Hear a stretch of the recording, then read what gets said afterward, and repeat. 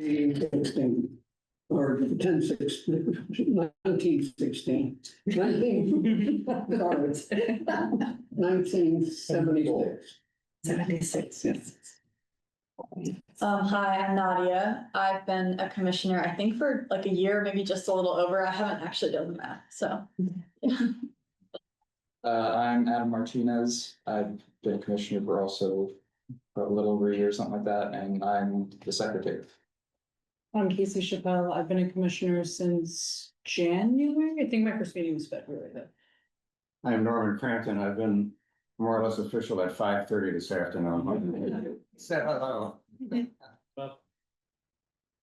Shannon Guy. I've been a commissioner for 2+ years, maybe 3, I think 2. Yeah. It's the same as. Yeah, we started the same meeting. Yeah. So, hi, Mitchell Owens, and yeah, I think 2-ish years seems right. Matt Caldy, I was appointed in the summer of 2017 and vice chair and also treasurer. And I'm Kara. I'm the chair and I've been on the commission this time around since I think 2022. But yeah, but I think you and I were actually on the commission like 15 years ago or something, a really long time ago. So Oh, that's right. yeah. So we all come back. But glad to have you, Donna. Well, great. Well, then, while we're at it, I would love to just take a quick second, Norm. If you want to just tell us a little bit more about yourself, you'll kind of get to know us over time. It'd be great to have a very quick get to know you spiel from you, if you don't mind. Sure. Well, very briefly, I'm a Chicagoan. That's how I grew up. And after graduating from Northwestern, I was a reporter at the Chicago Sun-Times, and then did a bunch of other stuff, including working at the American Public Works Association as secretary of the Institute for Solid Wastes, which was an important part of the APWA. During that time, I wrote a book titled Complete Trash. It was a guide to recycling, which was just coming in. I'm talking about the late the 80s and so on, and early 90s.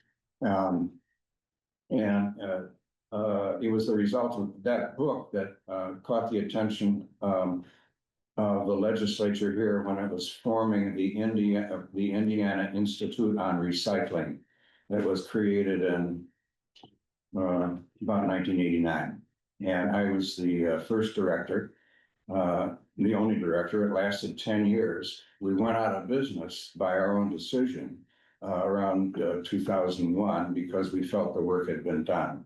That people knew how to recycle and that understood the importance of reducing waste. Since then, we moved first to Greencastle and got to know Bloomington when we lived there because we came here for fun. There wasn't too much fun in Greencastle. It's a fine town though.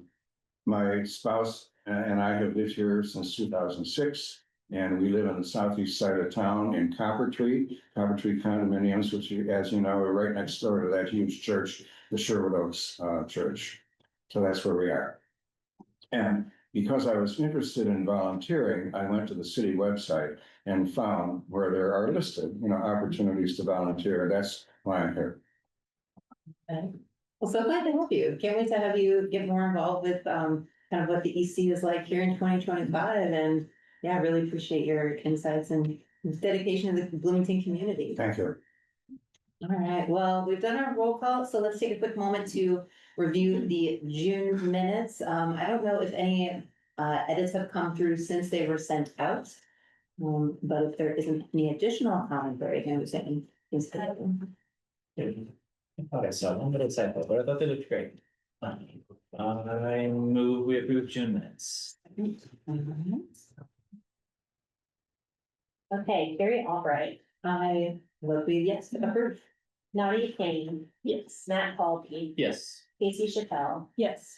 Adam Peter is absent, Shannon Dyke, Yes. Adam Martinez. Yes. Norman Crampton, I'll abstain.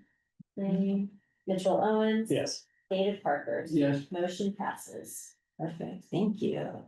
Now we've got a spot here on the agenda for public comment. No, I know we have Joanna here, but I suspect that you will be part of the next piece of our agenda, our old business, talking about the B-city resolution. So I'll go ahead and move us along to that. Is there anyone online? Oh, yeah. No, I didn't see that. Thank you, Preston. And so, yeah, so I can pass it over to Shannon if you'd like to kind of lead the charge on this piece, or we can pass it to. Sure, I mean, either way, any of us could talk about it. So here you have, I believe, the revised resolution. I think, thank you, Rachel, for entering those revisions at some point. So this is, we're planning on this going before the city council September 3rd. And I believe one of us will need to make a presentation there. And we talked a little bit about that at our meeting. Matt Matt, yes. Remember that? So for those of you, we've been talking about this for months, but for Norm and others, this is basically a resolution that we're setting forward to have Bloomington certified through the Bee City USA program as a Bee City, which basically just celebrates and sort of endorses a lot of the work that we're already doing for pollinators, but it also sort of puts us on a national map as well and gives us lots of resources so we can continue to strengthen our work in cultivating or encouraging people to cultivate native species, remove invasives, and create pollinator-friendly habitats.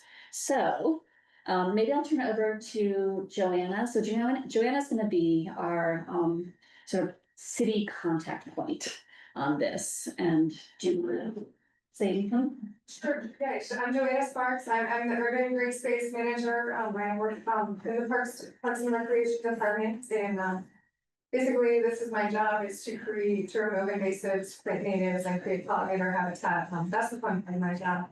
But, so this is wonderful, this is something that the Parks Department is actually exploring independently, at the same time. So thank you, Dave, for pointing that out to us at the Environmental Resources Advisory Council meeting last December. So I'm thrilled for us to be able to combine our efforts and work together on this. And yeah, thank you all so much for doing all this legwork up to now. Basically, you guys are doing the hard part, and my job is to just manage. I'll be the city's liaison for the Bee City Committee and manage the committee. Be responsible for, manage is not a good word, be responsible for the committee and our annual reports and reporting to you all.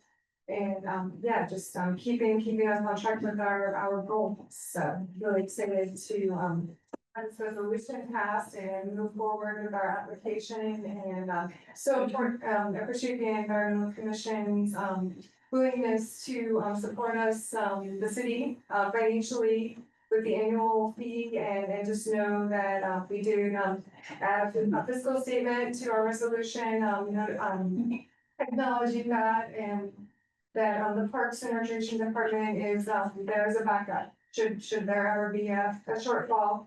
Because we value this immensely. We actually expend a lot of resources on staff training, which is very costly. That is basically duplicating what the Xerces Society is offering us as far as pollinator education and integrated pest management plans and just lots of things that are relevant to managing the urban green space here in Bloomington. So again, I'm very excited to be here, and thank you all so much for what you do and supporting our endeavors. Yeah. Great.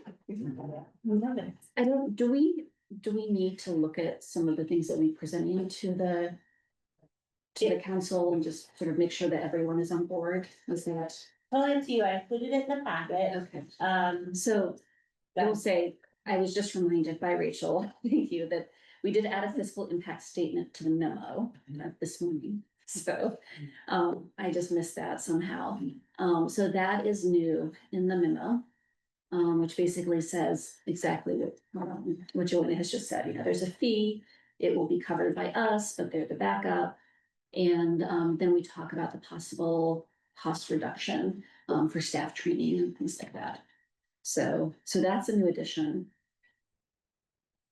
And then we have the slides, which I guess Matt will be, maybe, I don't know about that. okay. We're not sure who's going to be presenting this, so I guess we can go first. I was gonna say, I would very much prefer to be there as moral support and assistance in answering questions. Than being the main presenter. I just don't, I'm not sure I could be there that night. Okay. So I should be able to attend. So I'm hoping that Carrie would like. If to I tell present. Isabel that both of you will be in attendance, that's sufficient. Yeah, and I think Joanna will be there. Joanna, yeah, yes, okay. I do have a question, if I'm proceeding with city council person means that the initial time that this is brought before them, it's basically just, performative. They review and say, this is gonna be we're reviewing this and it will be on the following meeting's agenda. For my interpretation, this didn't require 2 readings, it was kind of a one and done, so from my understanding. Good job, Rachel. Okay, whomever, yeah, okay, great. So these are the slides that we put together at the meeting on Tuesday, basically. So cover slide. There's not much there. This slide is taken directly from the Xerxes Foundation, and it's one of the things they suggest, although the formatting is. The PowerPoint was fine, it was converted to PDF, it was a little funky. Okay. Yeah, so just like, why do we need to do this? So pollinators are in peril, what are some of the drivers is the next slide. And then what can we do about that? Well, become a Bee City USA test city, right? So, and here's, let's see, if you could go back to that rationale, we put this together. So first one is the big rationale. We're helping to ensure survival. But then some more specific things related to our particular context, or celebrates our ongoing work, but also joins other certifications and partnerships of the Habitat Conservation Plan, and IU's recent certification as well. Worth pointing out, this is all about wild bees and not honeybees, which are imported from Italy and a long time ago, so. And not native to the US. Yeah, so we might get some questions about that, so that would be worth noting. Then sort of what we're responsible for doing if our application is accepted. And then the fiscal impact, which is also in that memo.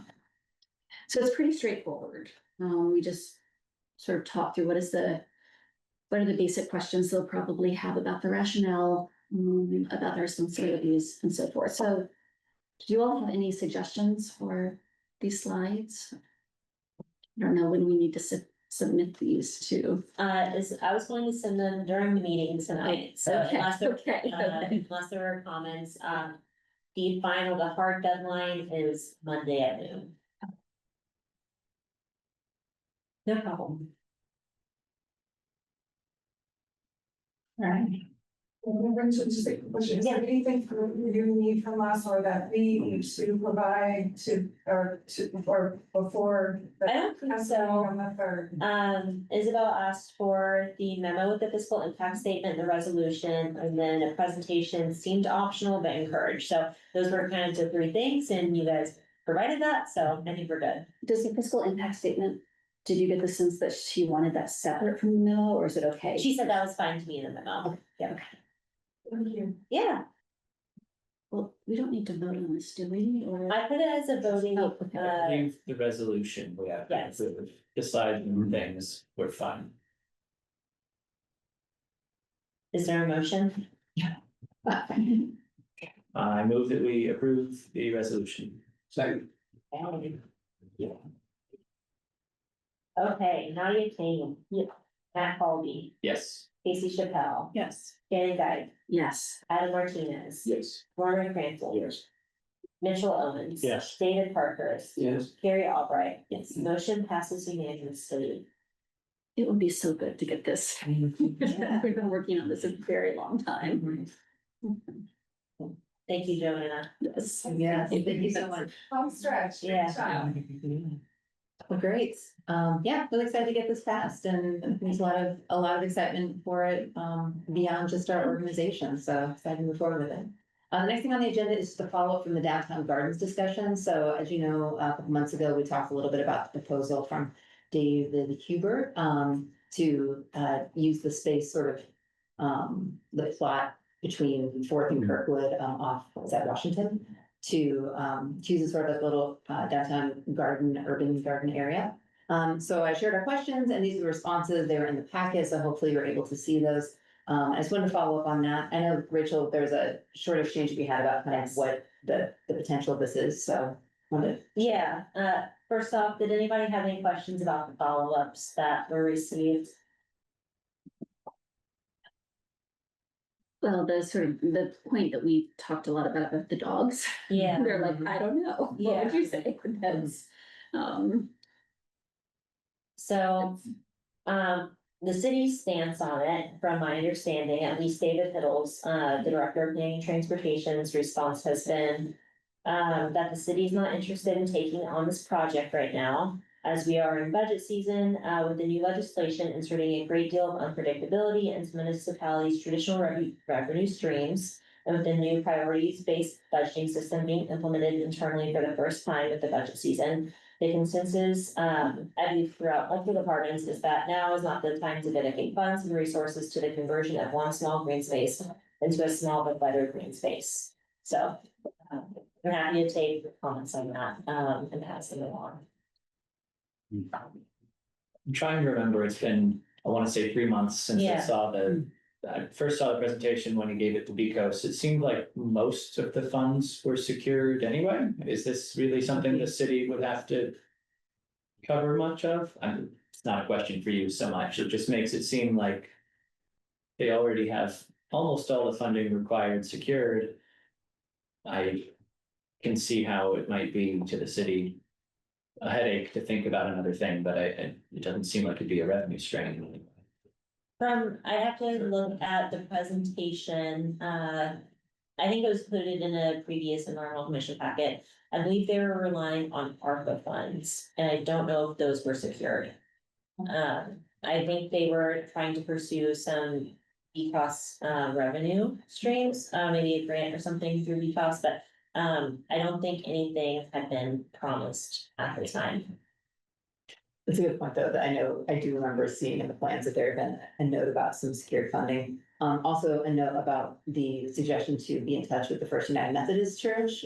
They said that they've done some work in that property already, so they might be a potential partner for funding some of this. So it sounds like as far as the potential of this project, if the funding is not coming from city budgets and commissions and boards and all that stuff, and it's coming from other sources, it's still possible that this would be something that is pursued, or is there a hard stop on it for more administrative purposes? I am not sure. Planning doesn't maintain public spaces like that. And I don't think there was approval at the time from Public Work, the board, or Department of Public Works to maintain it. I don't think there was approval from Parks and Recreation to maintain it. Yeah. I can speak to that. Yes, that'd be great. Yeah. Yes. Yeah, one thing that, the biggest struggle that, we struggle with in Parks Department, whenever we create something new, is not finding the funding and the will to create something. It is having funding to maintain it, staffing, resources, vandalism, costs, and just, we rely a lot on volunteers to help us with, as much as we can, but volunteers are very fluid entities and people, there's lots of reasons people come to volunteerism and they leave, and then we have inherited numerous gardens throughout the city that volunteers created, which are wonderful. But we don't have resources to keep them up, and our responsibilities keep expanding, and we just opened Hopewell Commons. And recently, of course, Fitchard Park, and just, yeah, we're already stretched kind of beyond capacity with our maintenance responsibilities, so that is, I will just say that what the number one thing that we look at, even before having the costs to implement a project, is how are we going to be sustainable moving forward? How can we maintain this investment? So. Where might it be again? The corner fourth in Washington, I believe. Yeah. Where the bus station used to be, at a corner from the old post office. Yeah. Which is currently mown turf, yeah, and, there's an art piece there. And that is managed by the Public Works Department. And Parks, we share different pieces of that corner. Yeah, and one of the responses that we had, I think it was maybe the first question actually about maintenance. It was also just like a little bit nebulous too of who we were responsible for maintaining it, and so David mentioned the Master Garden Association, community service, that sort of thing, so it does seem like it's possible there's some ideas for maintenance, but not necessarily an arranged plan for what that maintenance looks like, so, yeah. I mean, I think that's a really valid thing for us to also be thinking about as there are different community projects going on, is how amazing they might be. And even with some of these different like, certifications and things like that, understanding that getting them going is a big lift and really, something that takes a lot of time and energy. But the ongoing maintenance, especially in this wonderful university town where there's lots and lots and lots of change in, the makeup of our community, just thinking through what is the 25-year plan for this, because the last thing we want to do is create something and then 8 years from now, when we've cycled through the majority of the people who are here, it, dies off or becomes an eyesore, becomes actually a problem area that was once, something thriving because we just didn't have a long-term plan. So it is hard to balance that passion for what we can do and also remembering to build out the sustaining plan for our team. Where was this discussion meant to go? I know that initially he was looking for funding, but also support. And while I understand the city's stance, I still feel generally supportive of this project. We were just never gonna commit funding. So if he's looking for our commission to say, that sounds great, I'd be all in favor of that, but I don't know where this discussion item is. I get the impression that we were basically receiving this information, we can follow up as we will, and he'll follow up as things get into their next stage, or looking for support, even if it's just a letter of support. It sounds like the funding will be his biggest hurdle, as I believe, or the funds have to be committed by the end of this year, so. Yeah, and there's definitely no indication that we were gonna be able to provide funding, so. There was a big discussion on whether native plants are required to be used. He provided, a list of, previous projects, Andrew Mars, I believe is his name, overtook, and a lot of those projects were not native plants, so we had, pretty lengthy conversations about that. So, I've been working with other departments, including Joanna and Parks and Recreation, on what policies are about native plants. Would native plants be less maintenance in the long run? That sounds. You're right. Yeah, I think it. So that might be a nudge. If you use native plants, you won't have to fund maintenance. Yeah. So value waste. I thought in our initial conversation, we were talking about like, there would be like a little bit of maintenance at first, but then it would kind of just manage itself, Yeah. was the goal, if I remember. From months ago. Yeah, doing Chinese. I'll be chiming, yeah. Native plants are widely purported to be lower maintenance and, plant walk away. That is not the case with anything, anywhere. I mean, there is no such thing, unless it's like the plastic. And especially, you can establish native plants that are relatively, stable and don't need a lot of maintenance if they're in a natural setting. The urban heat zones that we are planting in downtown, I mean, I don't know if you've noticed over the years, we've cycled through numerous, manifestations of native plantings, and, they do provide pollinator habitat, they do educate people, but they take an incredible amount of potable water to sustain, and during this time of year, we are literally watering them every day. I mean, we're basically asking them to grow in an oven.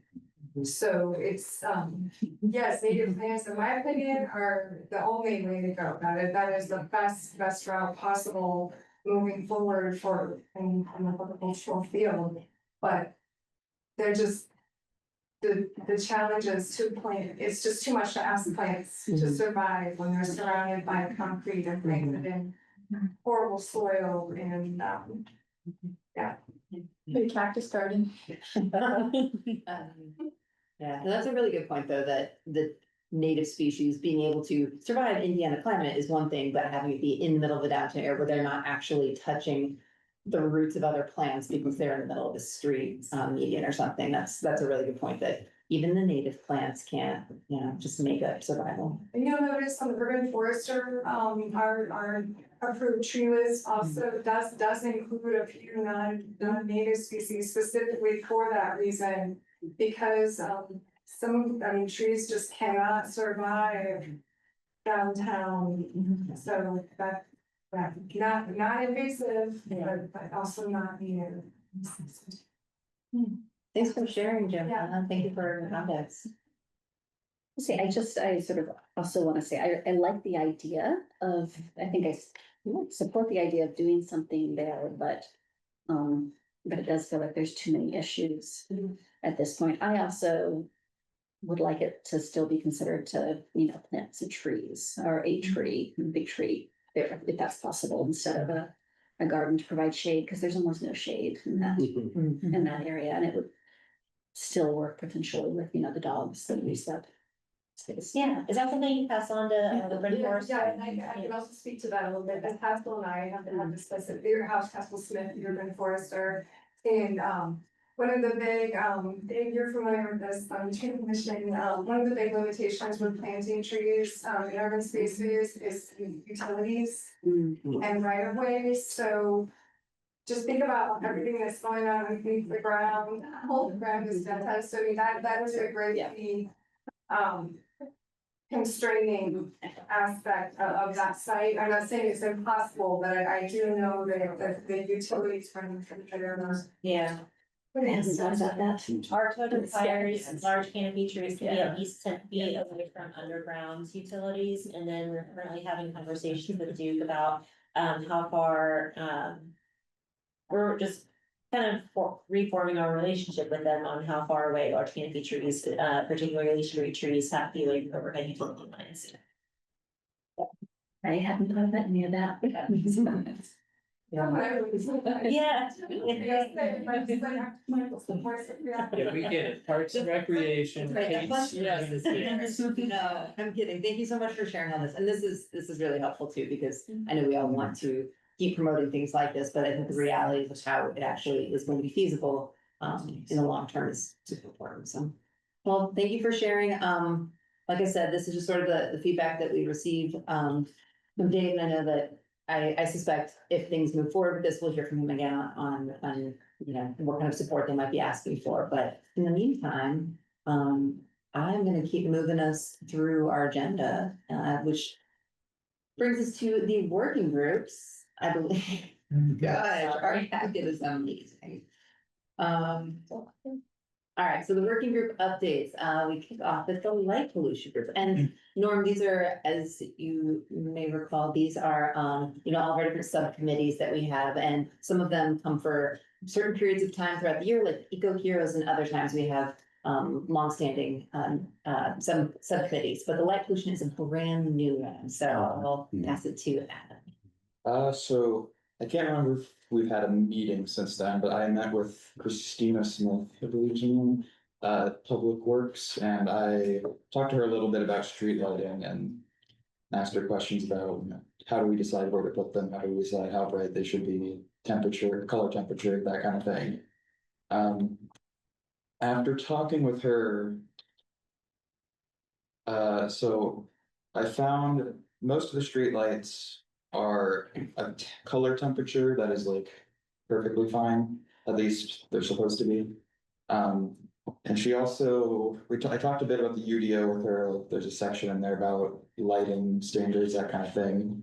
And she says that Duke controls the lighting. It's like leased through Duke, it's kind of weird. The city pays Duke to put the lights on their utility poles, and Duke's the one who manages it. And the city just gives them money to do that, is my understanding. And they may have that wrong, but Duke does not have, they use smart lighting, so they can't adjust the color temperature, the brightness. It's basically just a light sensor, so if it gets to a certain level of darkness, they come on, that's pretty much it. I did notice after meeting with her, which was unfortunate, our UDO has a weird line in it about this. About light trespass, so light going onto other people's property. So it says, all lighting fixtures shall be installed so that the light trespass from any property line except a property line abutting a public street shall not exceed 1 foot candle. And the way I interpret that is if you could theoretically just shine a light across a street into your neighbor's yard. And that's perfectly up to board, the way I interpret that. Is it, except a property line abutting a public street, and then nowhere I could find does it say, if it is abutting a public street, then this limit applies instead. So I think as it is, there's kind of no limit on what light you can shine on someone else's property, as long as that property line is next to a street, like a public right of way. I know we have enforcement cases, in our department for light trespass. I do not oversee those, but I work closely with the people that do. If you send me questions, I can pass them, or you can meet with them, but to kind of not make you meet again, then planning. Feel free to send me questions and I can pass along to that team. Yeah, I will do that. Other than that, I mentioned to her that sort of in my anecdotal experience, there's a lot of streetlights kind of just shining in people's yards and into their windows and stuff, and she mentioned that,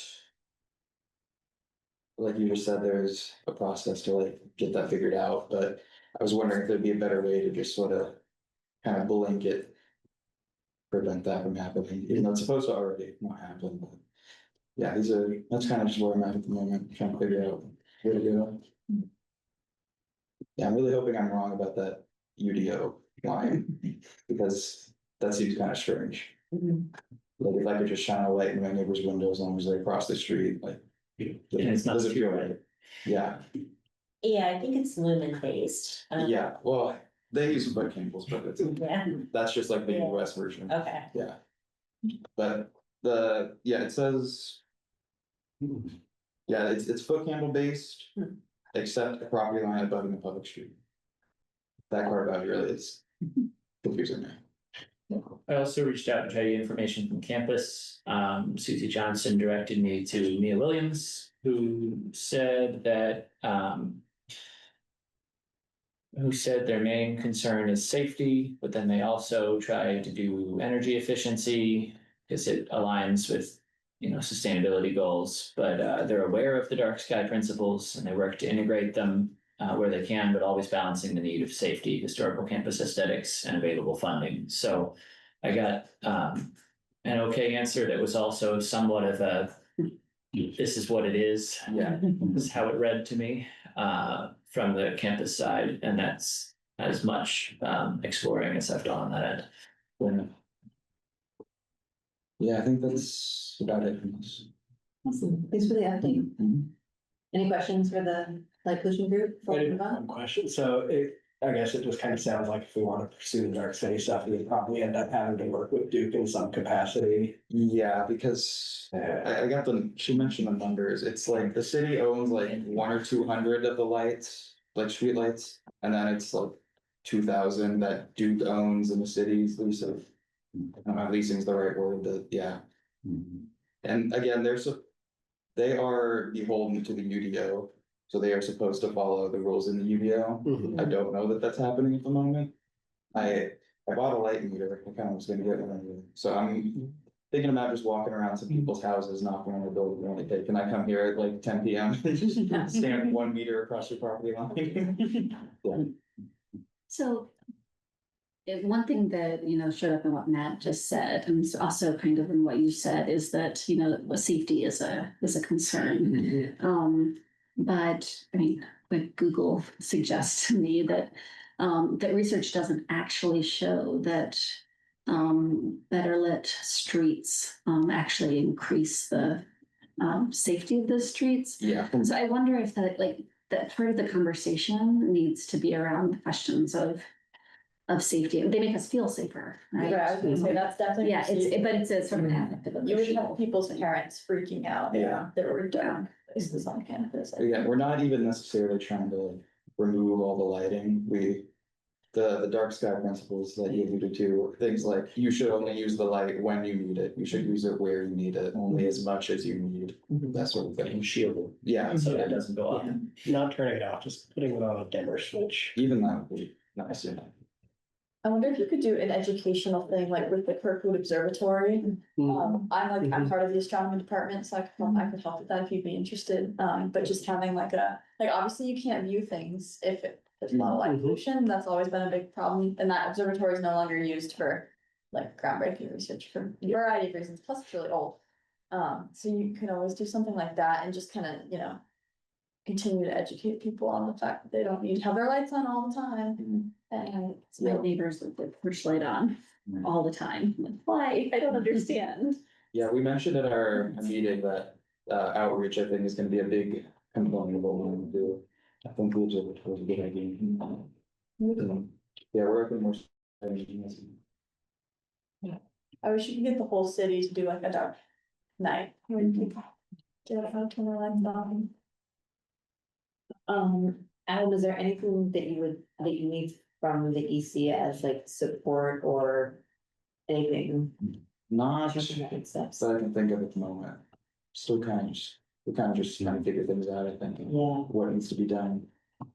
well, this is really exciting. I'm eager to see how this comes along. We do go through an annual UDO update, so if there's specific suggestions on like the UDO, you always send it to me, I can connect you with people and do the lighting regulations. Yeah, Christina mentioned that Dave Rollo was sort of the one who pushed Public Works into changing the color of the lights. So I was wondering if anything needs to be done, maybe he would be a good sole person to chat to. And of course, there are rural places where the sky is pretty dark and you can actually see the stars. That's nice. Yeah, I grew up in a rural area, so being in Bloomington, it was kind of depressing. Just boring. Thanks. Anything else for the light pollution subcommittee? Right, okay, well then we've got the biodiversity list here, so a few things, does anybody from the biodiversity working group want to jump in on this one? So the habitat connectivity map is published, the city did a press release, the IDS covered it. We have, I don't know, what looked like maybe a couple dozen dots on the map. And almost half of them are us. But I think the challenge moving forward is gonna be getting it in front of more people, deciding how, from an outreach standpoint, we wanna do it, if we wanna target specific neighborhoods that are in kind of important corridor areas, if we want to walk people through it on a laptop or on their own phones when we table at events such as Bug Fest. I think just moving forward, we're gonna have to talk about how we get it in front of more people, because I do not think very many people just keep an eye on city press releases. So, got a little work to do moving forward, but I'm excited that it's out. And I hope that people spread the word. Are we allowed to put like flyers in people's mailboxes or is that not something? I don't think we're allowed I to don't put think anything in mailboxes ever. Yeah. Could go door to door, Could you leave something? like- could do, could do door hangers, could do that type of, it all becomes a fair amount of money. But yeah, legally, you can't put anything in a mailbox. A couple of quick questions. Can the city share about the habitat connectivity plan throughout their social media platforms? I can't remember if the Parks Department did. I think the Parks Department through one of their social media shared about the habitat connectivity. plan. Yes. I thought I saw some Yeah, things. yeah, our Winslow, Crestwell Wildlife Corridor project is based on the original habitat connectivity plan. Yeah. So yes, it's given. I thought so. Yeah, on a weekly basis, on Mondays, usually. Awesome. And I can't remember if the city of Bloomington itself is able to share about this, but I would love if we could put in a request to have them also get the word out about it. Yeah. as far as outreach goes, I do think that, yeah, having some of these major parties, you know, talking about it, because it is more than just our commission. It's meant to be for the community to engage. Yeah, I'm not feeling particularly discouraged or anything at the moment. I just think it's one of those things that as you get it in front of more people, they'll get it in front of more people. We just have to figure out how to get some momentum. I'm mostly just happy that it's published and it looks good, and we'll figure out how we're gonna get it to more eyes. And I think that because it's the summer still, or we're, and you know, getting further into the summer, I think people are thinking about their gardens, their yards, like they're in it right now versus in December, January, February, when we're all just, you know, staring at bare trees and leafless things. So I think now is a good time to act on it, but yeah, I don't want to to stress or anything. But yeah, so please share. If you don't have access, I think the press release and the ideas article are linked in the packet. So please share them with your family and friends. This is a cool thing that we're doing, and the more people we have engaging will be great. You can do it on your phone. We talked about how at the Bug Fest, which is also on the list today, that would be a great time to introduce it to people, whether it's something that, you know, they scan and we're standing with them while they do it, talk through with them what it looks like to add their, you know, their property, their commitment that they've put into action onto the map. Should be pretty easy, so hopefully people will feel comfortable jumping in and doing it, but the idea is to just get some momentum behind it. Yeah. Next, anything else about the map? Cool, okay, Mayor Monarch Pledge. I can take this. I think I added this. Matt was present whenever I talked about this during the city stuff, but whenever we were going through the review stage for the Bee City USA resolution, Zolke Musman asked, wasn't there something about the Mayor Monarch Pledge a few years ago? And I think, Matt, did you look online to see if Bloomington was still part of it? I feel like somebody did. We were not listed on the National Wildlife Federation. Yeah. So we weren't listed, so I reached out to the organization and they revamped their Monarch Pledge, I believe in 2021. Where they now require something kind of similar to BCD USA, where city or municipalities have to reapply every year and create an annual report. So our pledge essentially expired. I'm not sure if the official paperwork was ever sent in at the time, so we are currently not under the Mayor Monarch Pledge. So if that's something you all would like to pursue, we currently are not one, but I just wanted to clarify that question for everybody. Do you or anybody who's looked into it have a deeper understanding of where literally the mayor comes into this picture versus the Bee City, which is like a council resolution, getting passed and things like that? Does the mayor have a role in this process? Well, like for the resolution, the council would pass it, but the mayor, I think, has to sign off on it as well. So I think this would just be similar to an executive order. That's probably kind of the wrong term to use here, but you know, something to a similar effect. It sounds like the question is, do we want to pursue this and see, you know, if nothing else, see what the process looks like and how quickly we can enact it based on what the requirements are? I think it'd be worth looking into what the requirements are. And if it is not, I don't know, if it's not a heavy lift, sure. And if it is, I think the city's already doing a lot of great things, and that it might not be worth a bunch of yearly reporting. Mm-hmm. Yeah. We think we should look into it, maybe put it on next month's agenda. Nothing. The good news is we can't even apply until next year anyways, according to their website, because the pledge period is closed for 2025. So All right. we have some time to figure it out. Is the biodiversity review looking into this? Yeah, okay, let's do that. Yeah. Okay. So we've got one more thing under biodiversity working group. I do think it'd also be smart for us to go ahead and plan the next biodiversity meeting because there's a lot of things to cover. So before we do that though, the next thing on here is Bug Fest, which again, I believe is September 13th.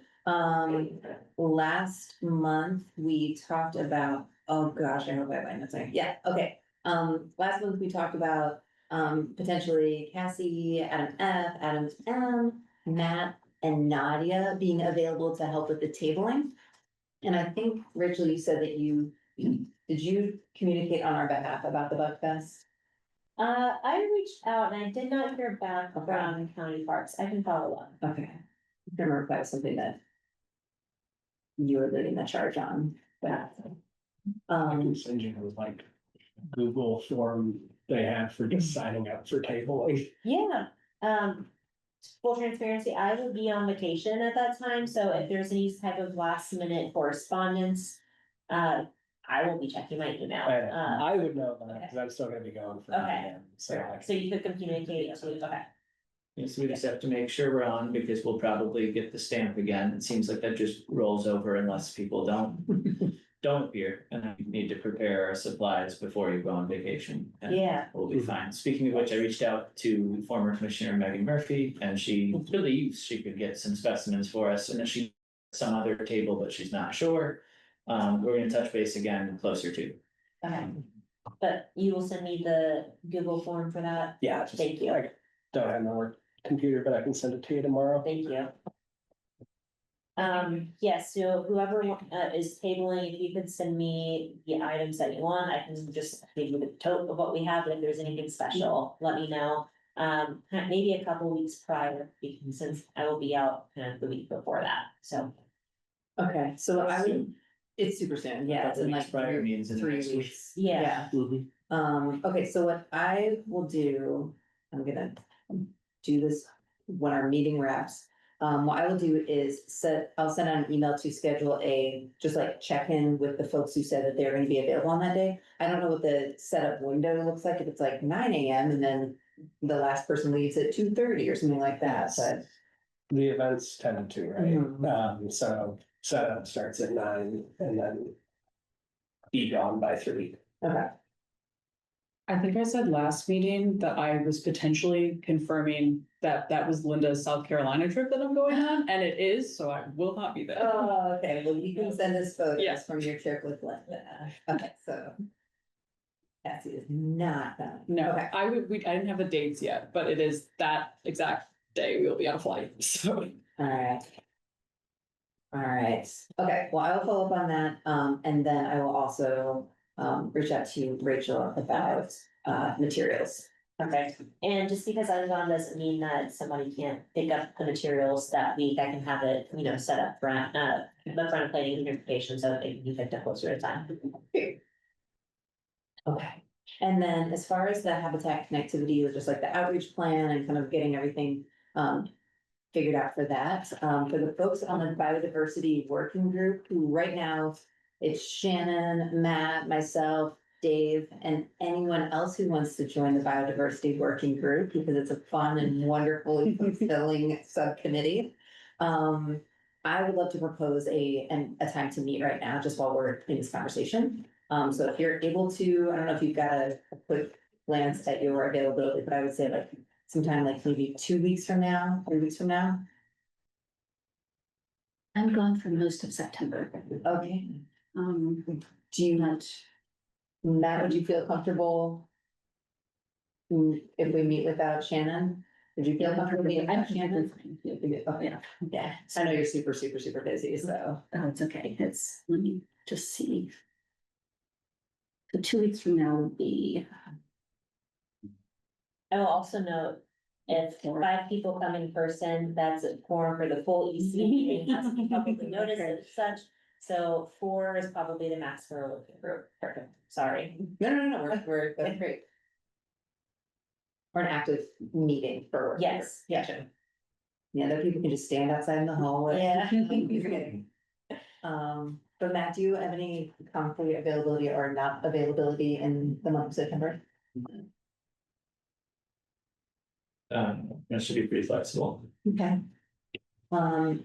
Dave, would you be available for an evening meeting, in like the second week of September? What day of the week?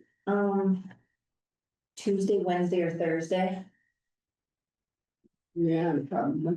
Well, I'm gonna send out a tentative invite, unless Shannon, you're Yeah, I'm out the second and third weeks. Okay. Would you like us to try and meet the first week of September? We're gonna talk about That's the, next week. That's the same week that we're doing the city council presentation. So yeah. You just meet without me, that's. Okay. So I'm gonna, Because that Thursday do that. I mean, so Tuesday or Wednesday, the 9th to the 10th. so can we do the September 9th? Is there a room that's far? Next week.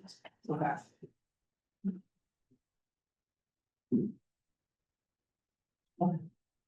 And then if anybody decides they would like to join this subcommittee, that'd be great.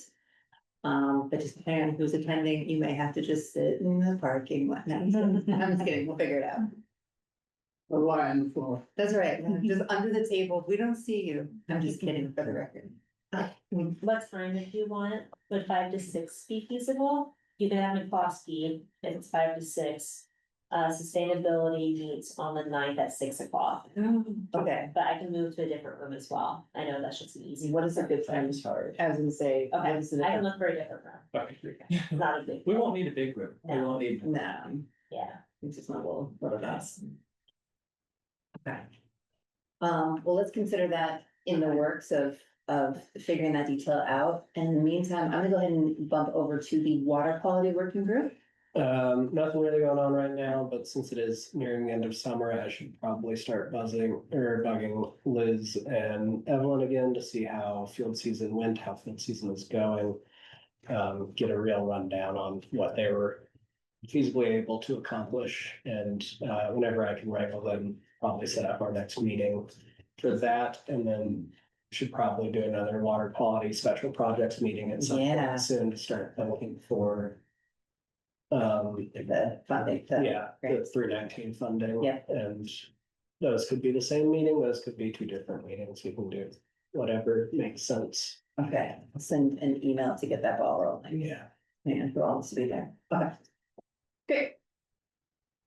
Wonderful. Thanks, Mitchell. All right, special projects, there's nothing at the moment, but I'm gonna bring up budget stuff in just a little bit, so I will scooch that over to a later part of our meeting. And then the last one here is the ECPC. So as you might remember, the ECPC was a subcommittee that was quite active in the past and then has not been active in the last several years. It's our opportunity to look at new developments and variances that are proposed here in Bloomington and identify if there's any concerns about the UDO being followed properly or any suggestions that we have for additional considerations for environmental impacts that go along with those plans. So it's something that we haven't done recently for a variety of reasons, but I met with Rachel and David Hiddle and who's there, Jackie? Yep, Jackie Scanlon, to talk about what it could look like to resurrect this working group, what it would require to resurrect this working group, and if what that would look like for our commission to do that. And we identified that there are a few different things that would probably make more sense than the way we did in the past. In the past, it was that the environmental planner would, on a biweekly basis, pull out all of the proposals that had come through, go through all of them. We would consider what needed to be suggested. She would write up a memo. The memo would then get approved by the ECPC, then go to the developers for revisions, then come back to her. We'd meet 2 weeks later, go through. And so it's a lot of meeting, a lot of writing things and revising things. And a lot of times it happened either during the day or with just really quick notice. My understanding from this commission is that you all are wonderful and amazing, but that the ability to show up that frequently all hours of the day may not be as simple for us. And so we talked a little bit about some alternatives. Rich, I don't know if you want to kind of explain kind of what we talked about as far as when we talk about things, but that kind of a little bit. Yeah, so the Board of Zoning Appeals and Plan Commission is on a pretty, strict schedule on when petitions are due, when revision deadlines are due, when the packet goes out. So those are usually reset. I think the meeting schedule goes out December or January for the rest of the year. So if we were to meet, we would need to, the department's preference would be to have pretty set dates that, we could schedule throughout the year, that coordinate with those pretty firm deadlines, and if there was nothing, to bring to ECPC, we would just cancel the meeting. But just for like public noticing and trying to avoid coordinating last minute, those dates would kind of be preset. And then as far as what we would bring to ECPC, it would be, developments that have large environmental impacts. So there was one, which we still are intending to meet with those interested, the St. Remy proposal. And though that's a proposal that has, several that's requesting several environmental variances. So it'd be things of that nature. It wouldn't necessarily be everything that, say, there's a development requesting environmental variance that they want to build a porch within zone 3 of the riparian buffer. That's not something I would necessarily bring to the ECPC. However, for things like that, you are welcome to, be on the listserv for the planning commission, BZA, and other, development or other commissions. And if the EC sees something that they want to comment on, you are still able to provide that comment, provide that letter. There just wouldn't be planning staff presenting that proposal to you. It would just be up to ECPC to, review the packet and write that, letter. Does that, cover what we talked about? Yeah, and so basically what we discussed was that theoretically, if there's something of major environmental impact, Rachel's gonna flag it, and it would be then brought into that conversation that she was just saying, we'd get kind of on a scheduled basis. And we would address it, we would write up whatever, memo or revisions were necessary. This is the way Linda Thompson used to do it, right? This is, except Linda brought the ECPC in for all of the planning proposals, and so it was a lot more sort of small scale impacts or things that weren't necessary, but it's like, oh, it'd be great to plant more natives, things like that, which were really wonderful to add. But for the amount of time that it took to do that through everything, and for the volume of substantive changes that were made, I think at this point, I don't think we can account for that, so. So the goal would be to focus on things that have like major environmental issues. And then if you want to opt into being on the mailing list, you can get all of it. You can say, hey, this, I know it's not major, but it really stands out to me. And that's totally fine. That's absolutely something that we can address. The goal is basically to think, to be able to affect things that are directly in front of us and the big things Rachel would bring to us. But I think the more important thing is what we mentioned, how the UDO gets updated every year.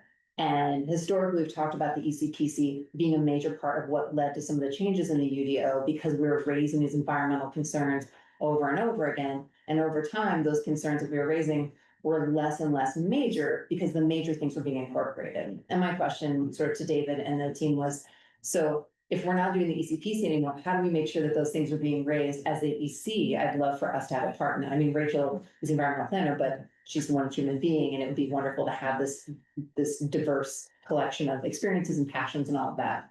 So what we talked about was really being more intentional about how we are raising suggestions for changes to the UDO. And so that is something that we would need to kind of factor into our schedule of when we have our monthly meetings, what are the things we want to talk about. And one thing that I suggested was potentially having kind of a almost like a training session on what things have been considered in the past, because not all of us are city planners, not all of us know all the ins and outs of floodplains and things like that. So it may be helpful for us to get a little bit of exposure to how we think about these things so that we can apply our knowledge that we have, because I know each of us come from all sorts of helpful backgrounds. So the goal would be to, one, get us all familiar with some of the things that we're looking at. Two, identify anybody who would like to be in those regularly scheduled meetings. And we talked about trying to do like, I think as late as, I think 6 o'clock was like the cutoff, maybe 7 o'clock was the cutoff. So it could be after like the 9 to 5 workday, if that helps people. And then also more intentionally fold the UDO revisions into our annual plan. I'm a fast talker. Are there any questions of the things that I just covered as I kind of zipped through all of that? Yeah, I think it's great that the ECPC would exist again in some form, even if it's just the highest profile and most environmentally sensitive cases. I would be interested in being on that, and also potentially the listserv, like you mentioned. Just in case I wanted to look at some of the others or bring one up. Me too. Okay, great. Okay, so Matt and Dave. Dave, did you want to be on the listserv to get the emails or to be in the face-to-face meetings? Or both? Well, Both, got it, okay. we'll miss Mike. I know, oh my gosh, maybe we can sneak Mike in. Does anybody else want to be either on the listserv or be part of the planning for when these meetings happen? Adam and Mitchell, okay. Not on the surface meetings. Okay, Adam, would you like to speak on the listserv? In Just so good job. this meeting, okay. So Adam and Mitchell for meeting only. Okay. I will say, staff availability after hours is pretty limited, which I know you said Tuesdays weren't great. Tuesdays it's working best for staff for evenings. Tuesdays was bad during field season, the Okay. rest of the year I can. Okay. And then for like an official meeting, at least 2 people have to be in person, so, that's just something to keep in mind. Yeah, another thing to note is that realistically, this isn't an every month. No, meeting, so it's, Yeah. I think it's fine. I think another shift from what, whenever Linda, led the EC, or with the liaison for the EC, was that I believe she wrote the memos, and the EC kind of signed off on it. That would be shifting to the EC's responsibility. You guys would be writing the memos and submitting that to me for me to include in that packet for either plan commission or CA. Yeah. And the packets are usually sent out a week before the meeting, so, that Thursday, or I guess that Wednesday before whatever meeting. I think plan commission's on Mondays, BZA's typically on Thursdays. A week and a day before whatever meeting, that's when I would need to send that would be the latest I would be able to send the notes of that packet. And those days will be clear when the Yes. actual Yeah. conversations are happening, so. So, yeah, but that's, the timing of it is very delicate, Yeah. which is where the previous ECPC was a little. As somebody who's on it a long time ago, like, it just felt a little chaotic, so it was just like, meet, talk, memo, approve memo, revision, back to the memo, it's just like a lot, which it felt really great to be part of these conversations, but it's also a lot, and we're in a lot of different directions with our subcommittees, so I want to respect that. And Carrie, were you interested to be on that? For I'm listserv- interested. Listserv and meetings? Let's do both, Okay. let's do both for now. See what kind of regrets I have, no. No, let's get rid of it. Okay. Perfect. And then would, for the people interested, this would be primarily for the St. Remy case, I'm referring to. Can we schedule a meeting, quickly?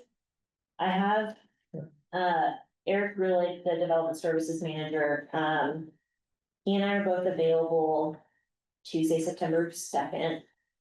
For an evening meeting, and then, hit or miss during the workday, during like the lunch hour or something.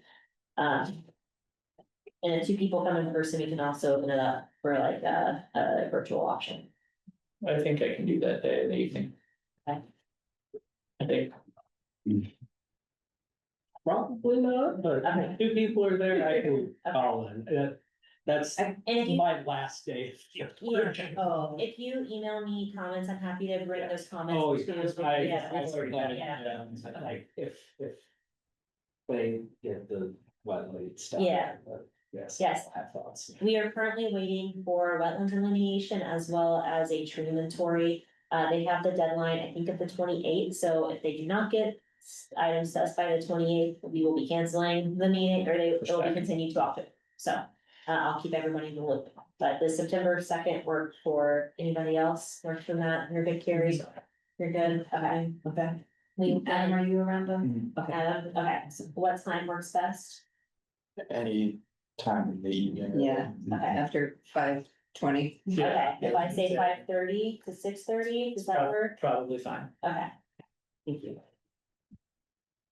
and then, I will work with, the zoning planners to see, what day, works best, in the evenings and maybe like some consistent,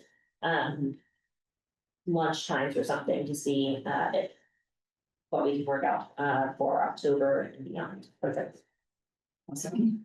And then, yeah, we can kind of figure out how we would do like maybe more of an overview of how we think about the recommendations and UDO revisions and things like that. I think it's super important that we just all feel comfortable with what we're talking about and feel like we're getting some information and education on it too. So, I'll think about that. I'll probably, yeah, think about that too.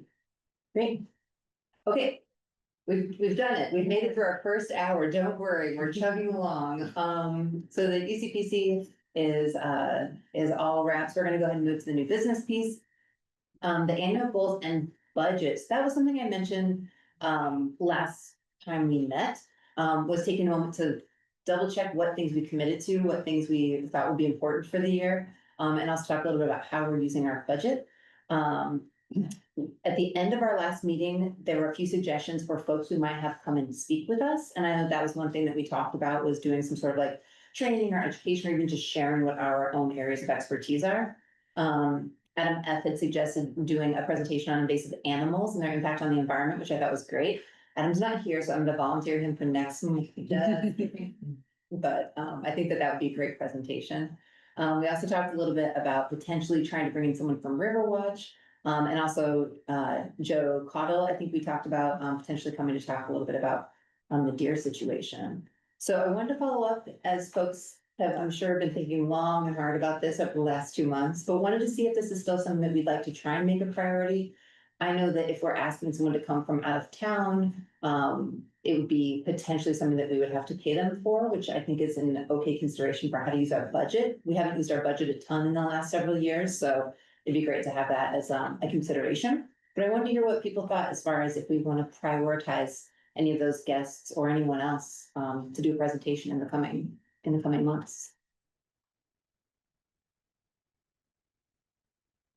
I don't think that, so I'm gonna start working for the deer hotline again in like a week. And then hunting season, like the thick of it is really in like November. And so I don't think bringing him in the next few months is probably the best time of year. The best time of year is definitely like February to where we're at now. So I think that one should probably wait. Cause then not only will I be back in business there, but it also just won't be like super hectic. Cause he'll be in over his head for the next few months, I think, so. Would folks be interested in trying to schedule, I mean, and I don't know what his availability is anyway, so it may be that saying 6 months from now is actually perfect timing to book something like that. What do folks think about that, trying to do at the beginning, one of the early months of 2026, to have the state deer biologist come and speak to us? Yeah, that'd be great. Sure. Nadia, would you feel comfortable having that conversation with him at some point? Yeah, he's very nice. Oh, fantastic, then he's definitely welcome. Yeah, if you wanna kick off that chat and just say, we're hoping to lock it in so that we get it in motion, but at the same time that the rush is not anytime soon. Yeah. Perfect, I can update next month if that. Yeah, that'd be great, thank you. I can talk to the Riverwatch people as well, because that would be free, because he'd be on work time. Yeah. And yeah, it would just depend on what his schedule, I don't know when Dylan has workshop scheduled right now, so, Yeah. but I can just tell him when our meetings are and see what would work for him. I'll Perfect. put it on my to-do list for tomorrow, so. Perfect. And our meetings are on the website, so yeah, if you just wanna flip through them and just say, the meetings are for you, that'd be great. Great, thanks. Are there any other ideas of things that you would like to have presentations on, or that you would like to share with our group? It doesn't have to be an hour or anything, it could just be like 20 minutes. I'm starting research at the O'Neill School, like next week. So I'm gonna be working on large scale solar projects with my advisor, and I feel like in a little bit, I'm gonna wanna talk about it with you I guys. love it. Okay, I'm not even. Give me a little time though. All right, Cassie will present for research. I'm also doing my honors thesis this semester on Clean Air Act enforcement. So if you want a practice presentation. Yes. I'll talk to you. What is the timeline for that? Like, So my thesis has to be done by like the middle of December. So I should have it pretty much squared away by like mid-November. do you want November meeting. to say you want to start the November meeting? That'll make may get it done. Perfect. It'll be a nice break up to the annual planning meeting. I think it happens. Yeah, I was the same one. Yeah. You'll be the entertainment. Perfect. Related to the production of greenhouse gases, Yes. which is a concern, we might consider bringing in one of the commercial lawn cutting companies in this town. Another thing we can do is suggest that people stop cutting their grass as often as they do. We have beautiful lawns in the city of Bloomington. We're all very proud of them, but we produce an awful lot of greenhouse gas cutting our grass. And do we have to do it weekly? Someone might look into that and suggest, oh, why don't you skip a week? Do it every other week. It's not going to look that terribly bad. And it would reduce your personal production of greenhouse gas running that mower. No, that's a great point. Do you know if there are any organizations in town that are actively working on sort of that level of residential greenhouse gas production or talking to any of the commercial lawn care facilities? Do you know if there's any groups that are actively doing that in Bloomington? I do not. I live in a condo development and we have, the guys come in and cut the 60 or 70 acres of grass. We have to do it regularly and we insist on it. It's gotta look good. Whether it needs it or not. It doesn't have to be done every week, but it's just a consideration because those mowers produce an awful lot of greenhouse gas. Absolutely, yeah. My next door neighbor has a commercial outfit that comes in and weighs and mows once a week, whether it needs it or not. Whether it needs it or Yeah. not, yeah, it's just something to consider. Maybe during dry weather, it hardly needs to be, so. Yeah, it's their business, that's why. Yeah, exactly. It's a lot of noise pollution too. Yes, exactly, right, yeah. Yeah, okay. Yeah, that's a great point to consider there. Any other thoughts on any like presentations or guests that you want us to consider as we're moving through the year? Okay. Okay, and then part B of that is budget usage. So I did allude to the fact that there might be a need for budget for a guest, depending on who it is. But I wanted to also that if there are things that people would like us to consider fleshing out budget items that we would need to kind of put in our request for. Mine is for a new tablecloth for the East Meeting. We have a beautiful hand painted tablecloth that has been through it many times. And I would love to suggest that we basically get a new tablecloth that has our logo on it and, maybe even the website or something like that on the cloth as well. Great idea. That sounds like a good idea. Awesome, love it, okay. Are there other thoughts on anything that you would like to have considered? And that could be something that we just like research for next time, but to kind of verbally commit to.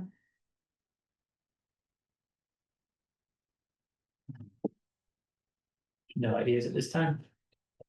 I'm trying to think if we could have like just a set display with like the information for the habitat connectivity map that we could like print on a kind of Like a board. that we can just like a nice quality board with like the general information, like a Mhm. QR code. That's a great idea. So that we could actually just bring Yeah, back in a. and even if it's just on a standing board, but like easy for Yeah. cabling. Yeah. We're getting a new beautiful clock, we might as well have a beautiful sign. I love it, thank you. Okay, I love that, so, yeah, basically like a, what would you call it, presentation board kind Yeah, of something thing. like that. Board, or Just that'll stand up or something on the table so people can see it. I think that's a great idea, because I do know that like getting things out and putting things back, Yeah. it's like they're getting worn down a little Yeah. bit, so having something that is kind of locked in as it is. That's great. Great, well, when the biodiversity working group meets, we can kind of plan some ideas for that. As some of these examples are coming through, do we need to vote on specific line items for our budget, or is there any requirement on that, do you know? I have to look at the rules that the handbook, but I don't think there is. It's probably most transparent to bring up during a full group meeting, but I don't think there's a requirement to do so. Great. Well, great, well, another thing that I think, I can't remember Nadia, you were the one that suggested, having like native seed packs that we created, and there's an article that I will. I guess share with you to share with the group that came out, but basically, yeah, it was just, from a city that, where was it?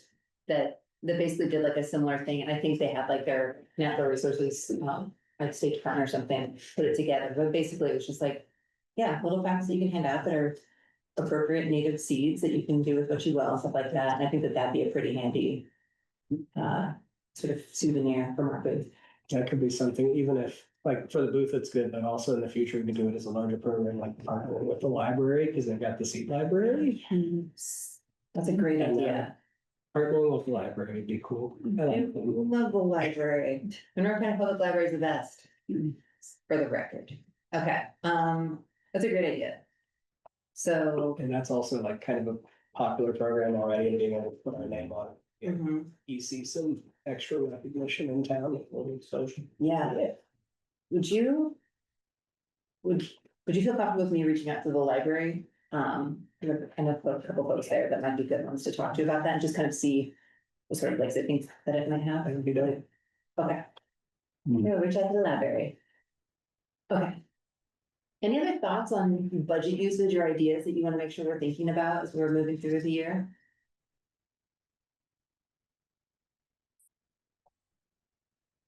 All right, well, feel free to raise them if you have them. Yeah, I mean, might as well, we're doing all sorts of fun stuff, might as well make sure that we have the supplies and materials and everything to make sure it's happening. I know we talked over time about doing maybe like yard signs or business cards or things for the habitat connectivity plan, so I think that that's in considerations to be. And if you have like ideas at 2 a.m. on a Tuesday morning, like feel free to email me, whenever I will put it on the my agenda notes for probably the November meeting for the next year's discussion. Okay, thank you, yeah. May I add one more thing? You mentioned the library, which is, as you know, is a terrific resource.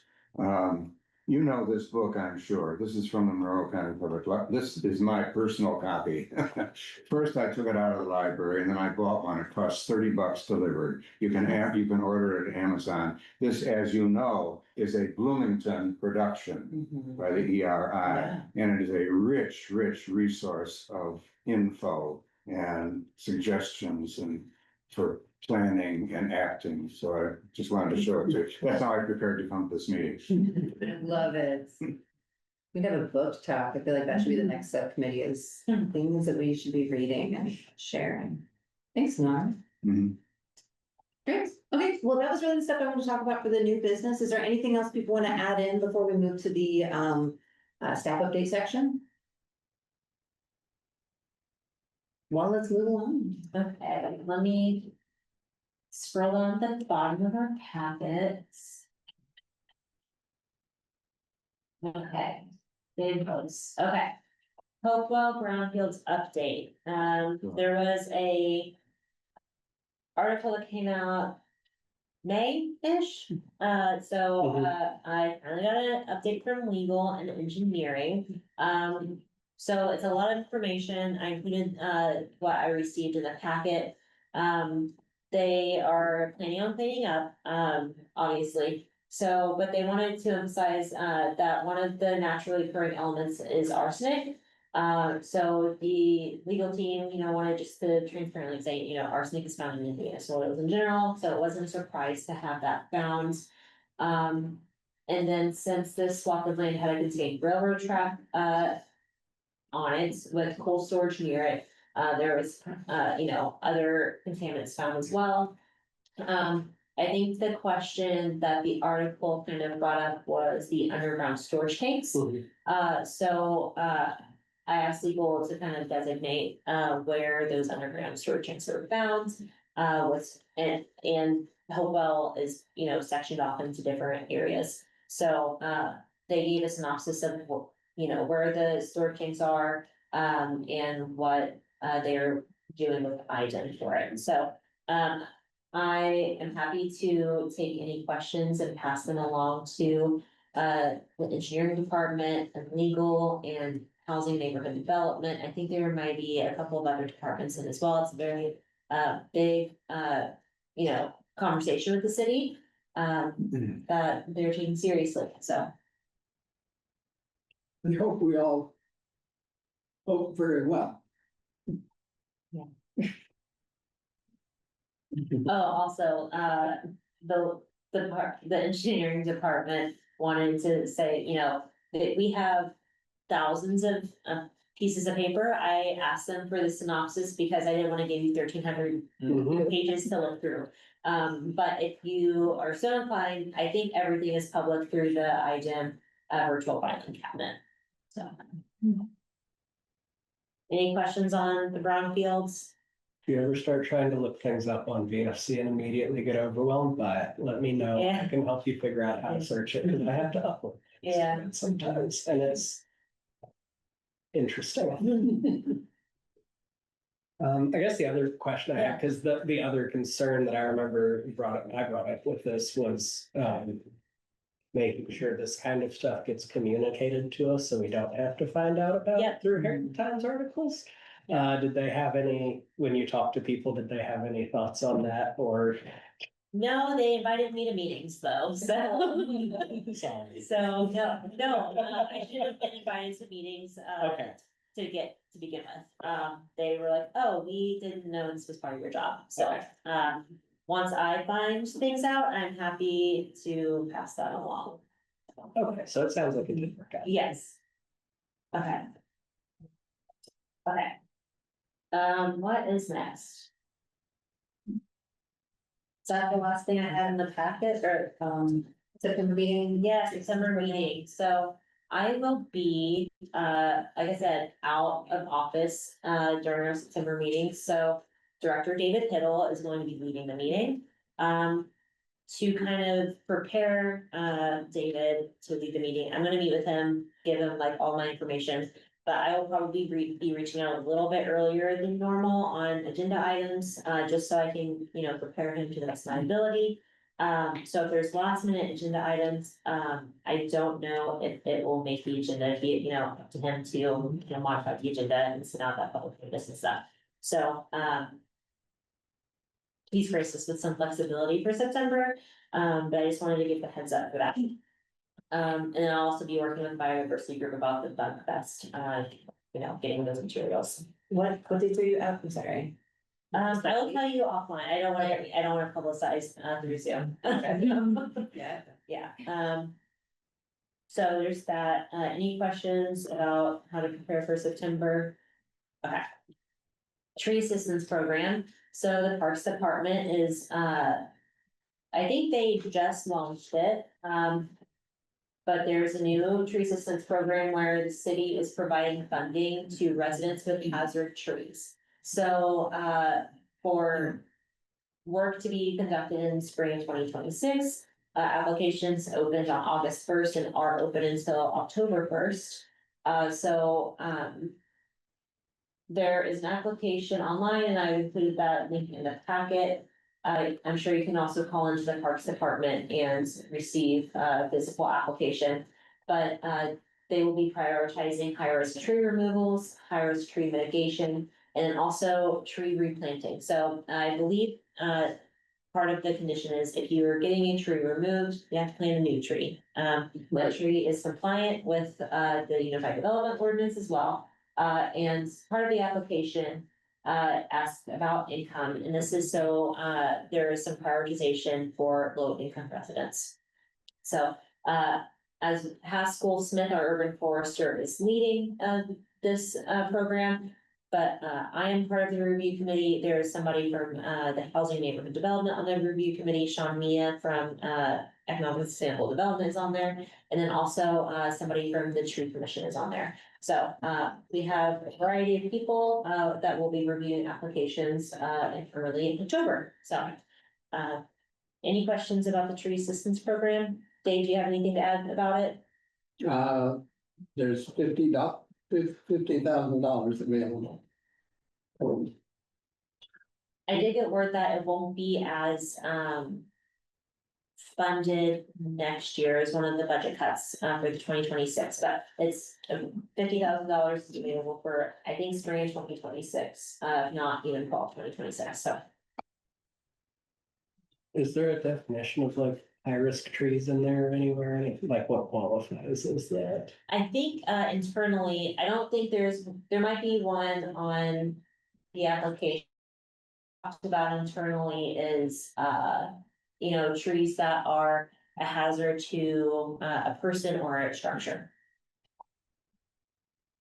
Let's see. I have to sign in with a personal email account for the system. It does not like city email account, so I'm sorry, I can't get into it right now. But if there's any questions about this, Haskell Smith is the right staff member, but you know, always ask me, I can do my best to answer or reach out to Haskell. Can you share that through our Facebook page? Yeah.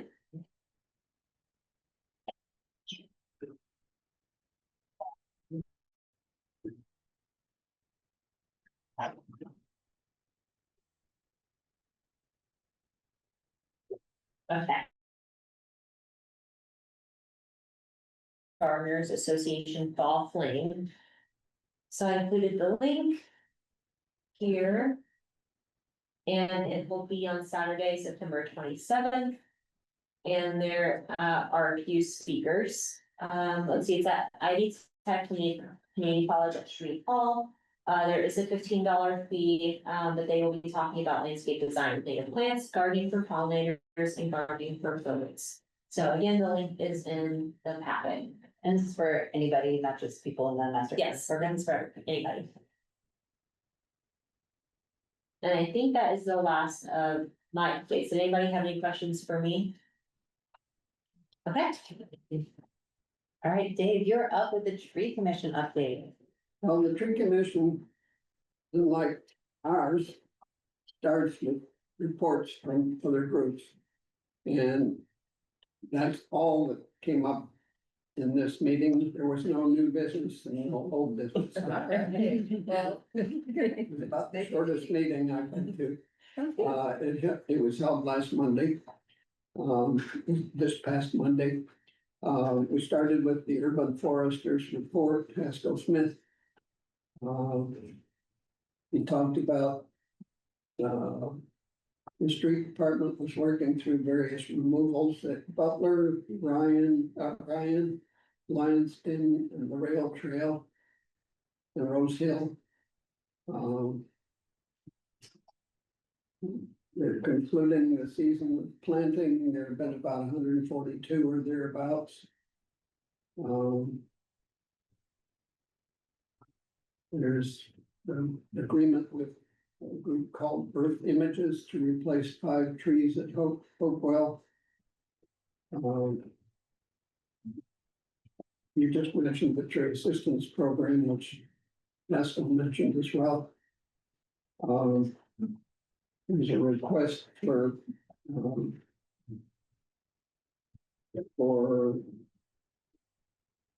tree planting bids, and there are 2 bids that have come in so far. There are 20 new trees apparently to be planted downtown.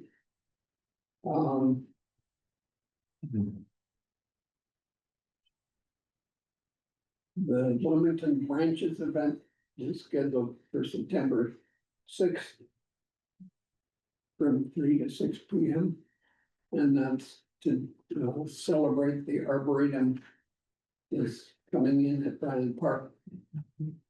And the last thing that Haskell mentioned was there's the elm zigzag softfly that's been confirmed in Bloomington. And it produces in elm leaves little zigzag patterns. And it's fairly hard on elm trees, but not quite as bad as the thing that gets to what's the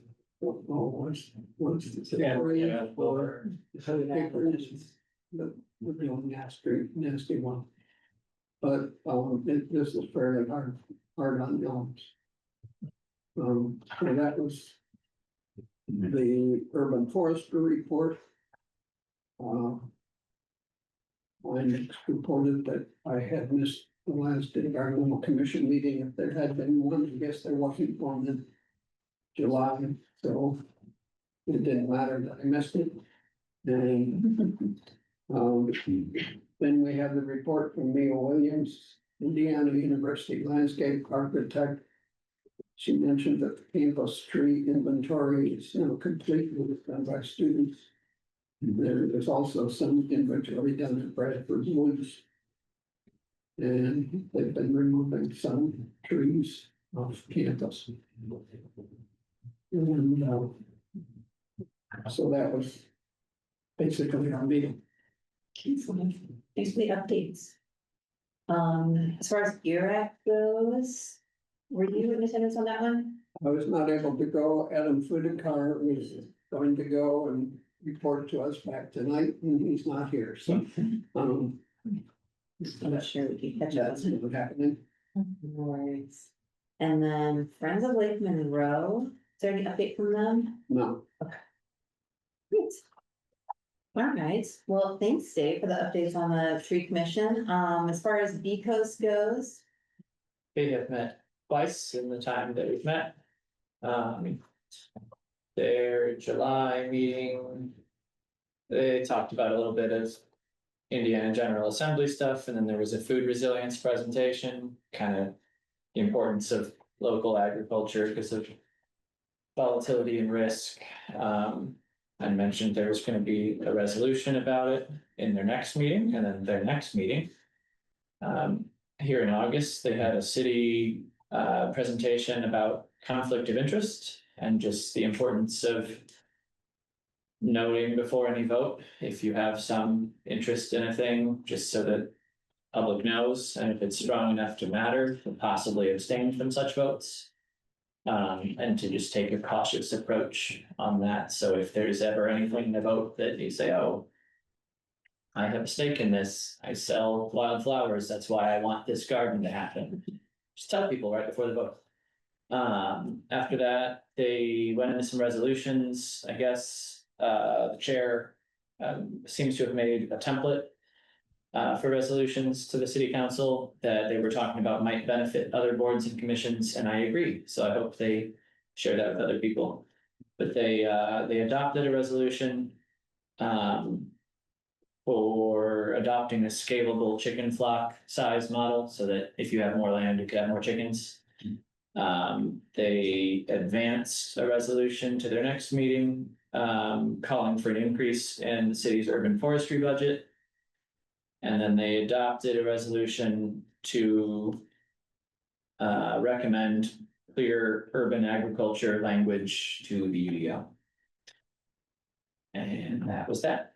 And I think you talked about that too, that they talked about like the open door laws a little Yeah, bit. back in July, there was a discussion about, I guess it was, I can't remember what the language was, like special sessions, I guess the way that it makes me think of city council, how years ago, before they changed it to the way they do it now, they'd have like session of the whole, and then they'd have other meetings.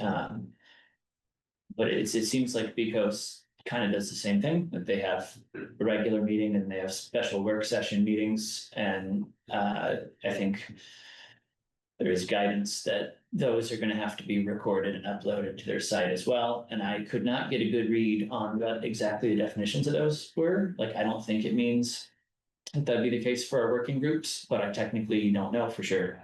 I asked legal. Yeah. So if a council member is present during a working group, it has to be reported. So if you're inviting a council member to a working group, please let me know, and I'll come to the meeting and report it so it can be published. If it's not, if a council member is not coming, it doesn't necessarily have to be recorded, doesn't have to have a virtual option, it still has to be publicly noticed, like we talked about. Another one of the July 1st changes was that everyone's names and terms are on all of our public notices now. Those were a couple of the changes, but I forgot to bring it up earlier, so that's why I know it now. So just please let me know if there's a council member coming to a working group meeting. So if, since Councilmember Rallo is in favor of the ECPC, if we get him into something, we'd have to record Yes. such a meeting. Yeah. Okay. But that's all from the Bicos meetings. Awesome, thank you for attending.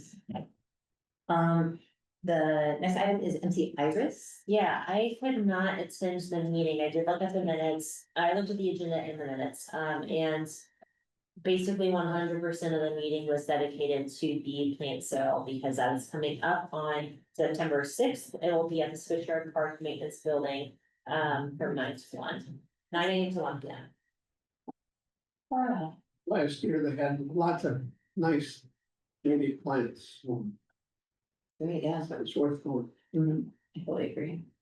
Okay, and then clean community. Didn't have any meetings, but Christy Lundberg did send an update recently that we have gotten 4 projects like uploaded and, I don't know if it was approved or about to be approved. They are approved. They are approved now. I'm so sorry.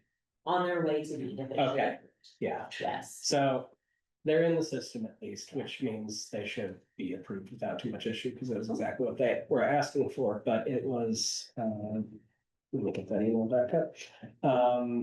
Sending in our storm ready city certification, our tree city certification, sending in greenhouse gas inventory that the city's done before, and proof of green infrastructure in the city. And getting 4 approved gets us 2/3 of the way to silver, because we have to do 6 projects to get bumped up to the next level, and then 6 more to get to gold. We unfortunately won't be able to become the first gold city because I think Beech Grove beat everybody to that one. Overachievers. But otherwise, things are making progress, and this is all stuff that's just been previously done that needs to lock out. I think we'll have a bunch more of those. Like, I know the subgroup that I'm in hasn't met to talk about anything yet. So as all the groups meet and like look through what all we've done, it should not be too hard or take too long to get all the way through everything, which is cool. Yeah, just progress. Oh, great. Thanks for the update on that one.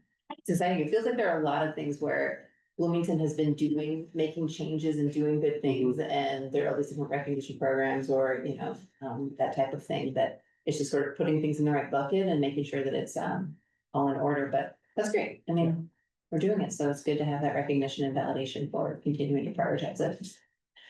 Validation is fun. All right, we're now at the time of our meeting where we go through and cover any commissioner announcements. So if anyone has anything that they would like to share, please feel free to shout it out. And, oh, yes, look at you. Okay. Okay, so since the semester is starting up, there's all sorts of stuff happening in the environmental arts and humanities, and some of which I think you'll be interested in. So the first is an exhibition that opens. It's the first Friday of September, called No Innocent Landscape, which is about disturbed ecologies in southern Indiana. And it's Max, who you've worked with, and then Meg Legotsky, who's a painter and multidisciplinary artist here. Meg has also put on she's going to be putting on a group show that's taking over the Waldron in October. It's just called Forest, and it's sort of in celebration, commemoration of the Indiana Forest Service's some anniversary. I don't remember what that is. So there's that. And then so our theme this year for the IU Environmental Arts and Humanities is Plant Worlds. So there's gonna be lots of intersections with the things we're doing. But also Ethan Tapper is coming. I have nothing to do with this, but he wrote this book called How to Love the Forest, which is all about environmental management. It's a beautiful little book. I don't agree with him entirely, but he's going to be here on the 4th, and it's free. It's at the library. So I think I'll stop there. There's lots of sort of. Where was the thing that was going? That's at the Cook Center at Maxwell Hall on campus. So right under the sample groups is the Humanities Center. There's gonna be a reception on the 5th, and yeah, all sorts of things going on. So. Okay, so the Notice of Landscape, September 5th at the Cook Center. Yeah, and that will go through October 31st. Awesome. And then the How to Love the Forest will be at September 4th at the library. Yes, at 6 o'clock. I think it's ticketed, but it's free. Okay. And then the forest and then forest exhibition is the Waldron, and that's all about Tilda. So, and that has a bunch of different people contributing up to it. Well, that's great. lots of stuff to do in Bloomington, lots of good options for date nights and birthday parties and all the things that you want to do that embrace some of that, yeah, nice intersection of art and environment. Great, yes, Nicola. Yeah, news from Iden that just came out in the past day or two with a press release. Apparently the state is working on, and this is something that applies to us and probably this as well, but the state, Iden is working on updating the state's, well, is currently the solid waste management plan and updating that to they're calling it the materials management plan. Because I guess the solid waste plan had been around since like kind of what Norm was saying, like the 80s and hadn't been touched in 30-something years. So they're working on updating that. I'm assuming there will be public comment on that, but in the near future, they're doing a series of like open house presentations to give the public information on what's going on and what this update would mean and what is the material management plan, because that sounds very ambiguous. I don't know. This is a different approach. So, but the bad news is the closest options for the open houses to us are either Seymour on what was that? Wednesday, August 27th. Was that next week? 2 to 6, or Whiteland on Wednesday, September 3rd from 3 to 7. I'm assuming that you don't have to be there for the whole time. I think it's kind of more of a drop-in. I hope it's more of a drop-in situation. But yeah, they're doing the open houses, but we have to go there. And I can send the like press release for this to try to pass Yeah, around. that'd be great if we could share that. Great. Other updates or announcements from the group? I was gonna share that I saw or received, I can't remember, a form to potentially sign up for something through Purdue, the Center for Food Conservation and Waste Reduction. It's basically like an Indiana household food management study. And they're just looking for people to sign up to kind of go through giving them some data on what they do as far as their home habits with how they use food, how they waste food, how they manage it in between. And it just looks really interesting. So I'll send that to Rachel to share with you all. I signed up because I love giving my data to researchers who are helping with the things that I care about. And yeah, I just think it might be an interesting one to see where it goes. So they're doing, it's like, there's some like virtual conversations, but there's one like on-site thing in a couple different cities, including Bloomington. So it'd be something that you would go face-to-face for a piece of it. But yeah, I think it's really interesting. Other announcements or updates? Nothing? All right. Sorry. No songs, no editorial cartoon. That's totally fine. I move we adjourn. Second. All right, well then let's wrap 7:44. Thanks everybody for all your time and attention and enthusiasm.